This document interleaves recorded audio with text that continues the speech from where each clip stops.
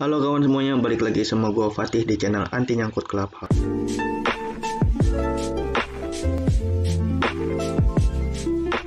Oke, jadi gimana nih kabar dari teman-teman semuanya? Semoga baik dan sehat selalu ya, dan tentunya semoga mendapatkan profit selalu di crypto market ini ya. Jadi kita mau bahas koin CKB ya, yaitu sebagaimana yang kawan-kawan tahu kalau CKB ini pernah naik sampai ratusan persen, yaitu sekitaran bulan Maret kemarin, dan sekarang harganya ada di 147 ya, yang mana sedang downtrend. Jadi buat kawan-kawan yang mungkin baru menemukan channel ini dan baru ngebuka video ini, kami ucapkan selamat datang ya di Anti Nyangkut Clubhouse. Jadi sesuai nama, jadi visi dan tujuan dari kami itu adalah untuk mengedukasi, menolong dan membantu para sangkuters ya, untuk bisa bangkit kembali dan kemudian bisa mencetak profit yang konsisten seperti itu ya. Tentunya agar bisa bertrading dengan bijak dan kemudian terhindar dari yang namanya FOMO atau fear of missing out, atau beli koin ya karena ikut-ikutan, karena ikut temen, karena naiknya udah puluhan persen dibeli gitu ya, yang akhirnya nyangkut ya. Jadi itu visi kita. Jadi kita akan ngebahas koin CKB ini dalam dua sisi ya. Yang pertama teknikal dan sisi fundamental ya. Untuk yang pertama itu sisi teknikal ya, tentunya kita akan menjawab pertanyaan mengenai dari apakah misalkan dari kalian ada yang entry ataupun yang sudah terlanjur masuk dari koin CKB ini yang di atas harga 147 itu masih bisa kejemput atau enggak gitu, dan kapan kejemputnya. Terus sekarang apakah sekarang adalah waktu yang bagus untuk masuk ya, karena di sini memang udah ada trade reversal gitu. Tetapi kita akan jawab nanti ya melalui analisis yang akan kita bikin ya, dan juga hal-hal dan pelajaran penting yang akan kita ambil dari CKB koin ini ya, untuk bisa kita terapkan di tradingan kita yang lain. Kita masuk ke pembahasan pertama ya. Apakah yang beli di atas harga 147 masih bisa kejemput ya? Saya jawab kemungkinan masih ada ya. Kenapa? Karena candlestick atau pola yang terbentuk dari CKB koin ini adalah bagian dari yang namanya market cycle ya, atau siklus market gitu ya.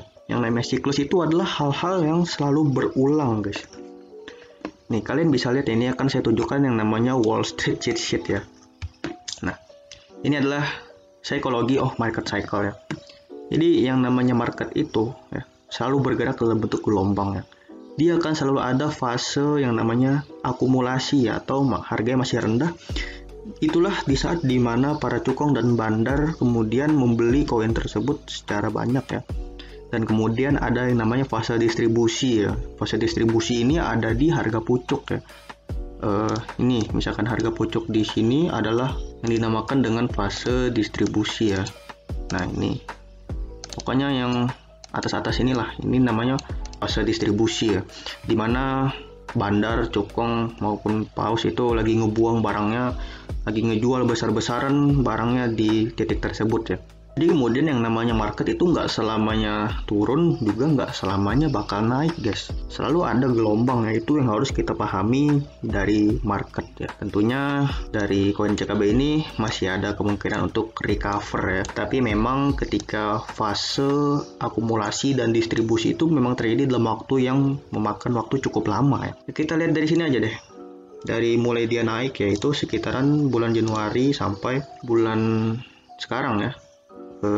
Ini deh, udah sampai sini deh. Itu artinya sudah terjadi sampai 100 hari ya, atau 3 bulan untuk fase distribusi atau fase dimana bandar ngebuang barang ya. Kemudian dari mana koin tersebut harganya masih rendah, itu juga memakan waktu cukup lama. Ini aja candle dari Indodex baru listing ya di bulan Oktober. Saya belum lihat candle di exchange lain, tetapi kemungkinan harganya tuh masih rendah juga gitu, dan dalam waktu yang cukup lama seperti itu ya. Nah jadi kapan sih dari CKB ini akan recover ya? Jadi bisa dijawab ya, kalau harga CKB ini akan recover ketika harga BTC atau Bitcoin itu naik lagi ya. Ini akan saya tunjukin candlestick dari BTC ya, kayak gini guys. Gimana? Mirip nggak? Mirip kan? Nah, ketika CKB ini masih ketika BTC ini masih dia santuy-santuy, candlenya masih landai gini, masih nggak terlalu terjal kenaikannya gitu ya. CKB pun juga seperti itu ya. Dia menunjukkan candle yang hampir sama dengan BTC. ketika BTC kemudian naik dan melonjak, dia juga naik juga guys. Ya, bahkan kenaikannya tuh melebihi BTC ya. Sampai berapa persen ini guys? Kita akan ukur dulu ya. 920% loh. Sedangkan BTC cuma naik berapa ini? Dari BTC pun juga cuma naik 400% ya.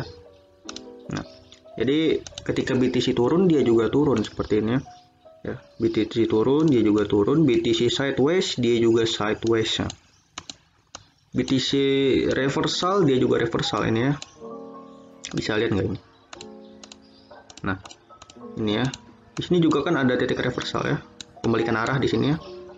Jadi BTC naik, dia juga naik ya. Nah, jadi itu ya guys yang bisa kita jawab mengenai kapan dari TKB ini bisa naik kembali ya. Untuk BTC sih dari para analis dan expert juga masih menunjukkan ya kalau BTC ini masih dalam bullish cycle ya, atau masih uptrend sih kalau secara garis besar. Ya, kalau dalam jangka waktu pendek sih ya emang masih bearish ya. Jadi kayak gitu guys. Jadi buat kalian yang memang udah terlanjur beli di harga tinggi ya, saran gua hold aja ya, soalnya ini juga dari CKB dari all time high sampai sekarang itu udah sekitaran minusnya minus 76% ya. Kalaupun kalian cut loss kan itu memang udah terlanjur dalam guys turunnya. Nah, sayang gitu loh. Sedangkan kalau kalian hold itu masih ada kemungkinan untuk break even point, bahkan bisa mendapatkan profit ya. Tetapi jika misalkan dana yang kalian gunakan adalah dana penting ya, nggak apa-apa juga kalau kalian mau ke cut loss gitu, nggak ada masalah juga. Fine aja gitu loh, sah-sah aja. Terus gue mau ngasih ini deh, analogi menarik ya mengenai pentingnya money management di tradingan kita ya. Oke, nah ini udah gue bikinin contoh kasusnya guys mengenai koin CKB ini ya. Jadi di sini ya, misal kalian punya duit 1 juta ya, kalian masuk di harga 520 rupiah ya. Kemudian kalian harganya turun nih, kemudian kalian cut loss di harga 420 ya. Duit kalian kan sisa 820 ribu tuh, dengan minus berapa nih, 18% ya. Dari 520 ke 420 itu minusnya sebesar 18% ya. Tetapi tentunya kemudian pasti ada pertanyaan ya, kok harus cut loss nih bang? Kan sayang tuh, masih ada kemungkinan naik lagi kan, misal. Nah, jadi titik konfirmasi apakah yang mengharuskan kita untuk cut loss di sini ya, agar kita tidak ragu dan kemudian semakin yakin untuk mengambil langkah dalam tradingan kita ya. Jadi kalau kita gambar di sini garis trend line ya, pertama-tama kita gambar garis trend line dulu. Nah, di sini di titik sini ya guys, 446 rupiah ya. Kalau dia mau melanjutkan tren bullishnya atau uptrend, maka mau nggak mau dia harus naik di sini ya, dan kemudian bisa melanjutkan bullish trendnya. Tetapi nyatanya di sini dia nggak mampu naik dan kemudian malah tembus, breakdown ya ke bawah. Jadi itu konfirmasi yang pertama atau tanda yang pertama. Kemudian kalau kita gambar titik support, di sini ada yang namanya zona distribusi ya, atau zona dimana bandar jualan ya. Nah di sini, kalau dia mau naik di sini juga harusnya mau nggak mau dia harus mantul sih dari titik support ini ya. Dia nggak boleh turun lagi atau nggak boleh tembus lagi dari titik support ini, karena ini adalah titik yang sangat-sangat krusial, titik penting ini guys. Kemudian konfirmasi selanjutnya adalah ketika terjadi yang namanya candlestick Marubozu atau impulsif. Di sini kan candle panjang banget nih, candle impulsif ya. Itu kita harus hati-hati dengan candle impulsif, karena candle impulsif itu adalah trennya sangat-sangat kuat ya.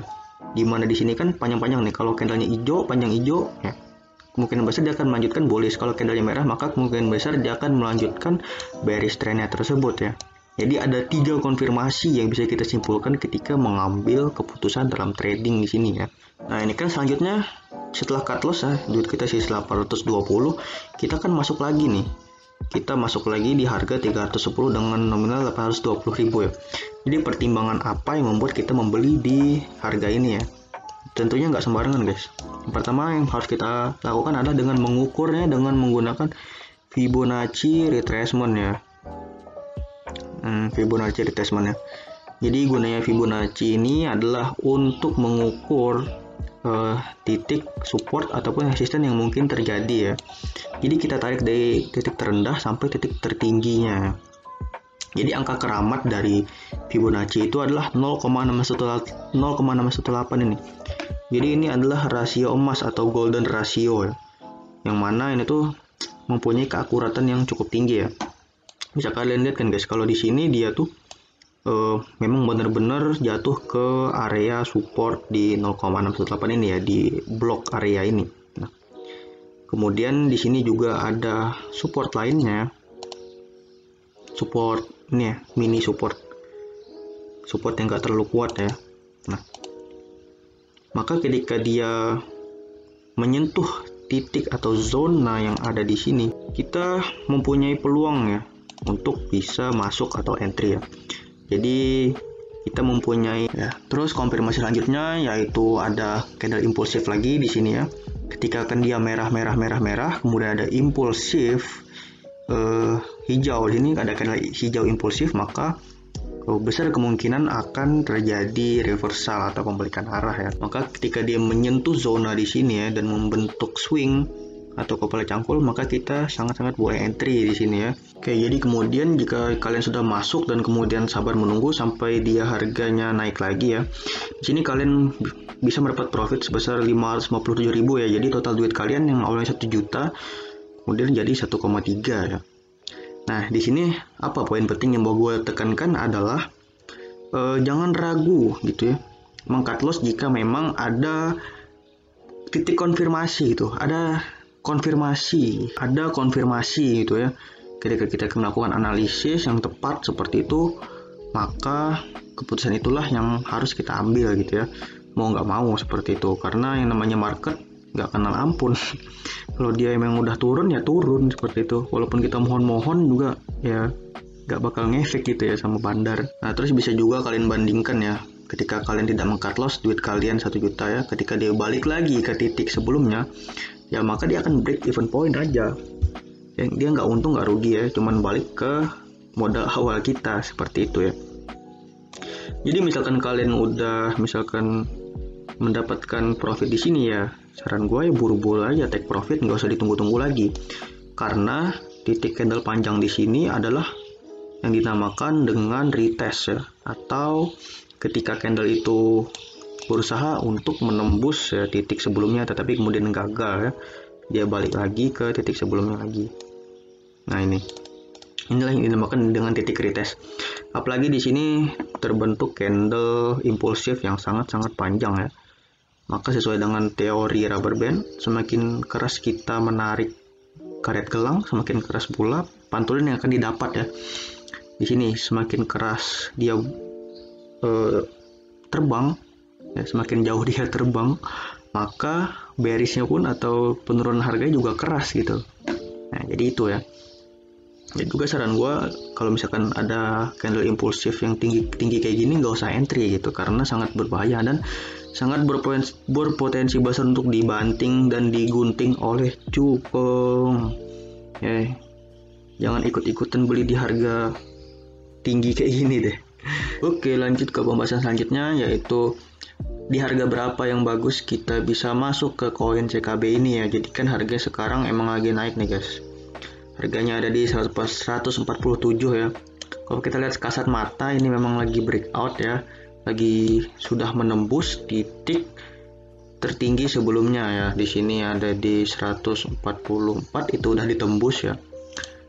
Kan udah breakout nih bang, jadi kita boleh entry kan. Nah, jadi bisa gue jawab, belum bisa menentukan bisa masuk atau belum ya. Karena yang gue khawatirkan ini adalah false break guys.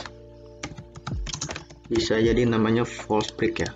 Apa itu false break? Itu breakout yang mana breakout itu palsu ya. Jadi ketika dia breakout, dia akan balik lagi ke harga sebelumnya ya. Ini udah ada contoh kasus sebelumnya ya. Kalau kita lihat CKB sebelumnya, ini adalah candle 4 jam ya. Tadi kita bahas tuh candle 1 hari ya. Ini adalah candle 4 jam. Oke, nah ini guys contoh kasus dari false break dari koin CKB yang sebelumnya ya. Kalau kita lihat secara kasat mata dari CKB ini memang sudah breakout ya, tapi ternyata ini adalah false break ya. Kalau kita gambar garis trendline lagi di sini, kalau dia mau melanjutkan trennya, harusnya dia break. Harusnya dia mantul ya, harusnya dia rebounds. Tapi ternyata di sini break atau patahannya terjadi di sini ya dari garis trendline ya. Dan juga kalau misalkan kalian mau entry ya di sini misalkan di titik. Terus ketika kita mau entry ya, ketika reversal itu sudah terjadi, kita wajib dan harus menunggu yang namanya titik konfirmasi ya. Seperti di sini ya. Ketika CKB ini mau melanjutkan trennya, harusnya di sini mantul ya. Tetapi dia ternyata gagal mantul dan malah breakdown ke bawah ya. Kemudian di sini ada lagi retest ya. Di sini namanya titik retest. Dia mencoba ngebreak atau menembus titik trendline ini lagi, tetapi ternyata gagal guys.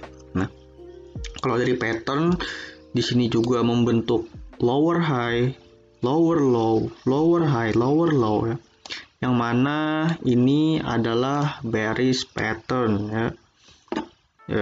Jadi kemungkinan besar dia masih akan melanjutkan tren penurunan harganya guys.